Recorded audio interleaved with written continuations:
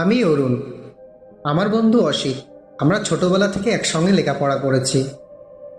এক কথায় বলতে গেলে ও আমার প্রাণ, আর আমি ওর জান। হঠাৎ করে মাসি বাড়িতে আমাদের দুজনের নেমন্তন্ন শুনে তো চমকে গেলাম। যে মাসি এত কিপটে, সে মাসে আজ আমাদের দুজনকে নেমন্তন্ন করে খাওয়াবে। মাসি এটুকু ভালো করে জানে আমাকে নেমন্তন্ন না করলেও চলবে, কিন্তু অসিতকে নেমন্তন্ন করতেই হবে, না হলে আমি যেতে চাইবো না। মাসি যথারীতি নেমন্তন্ন করেছে। আমি আর অসিত সকাল সকাল বেরিয়ে পড়ার সিদ্ধান্ত নিই যে আমরা পরশুদিন সকাল সকাল বেরিয়ে পড়ব। আনুমানিক আমাদের বাড়ি থেকে মাসির বাড়ির দূরত্ব প্রায় 4.5 কোষ পথ। তখনকার সময় এত গাড়ি ঘোড়ার চল ছিল না।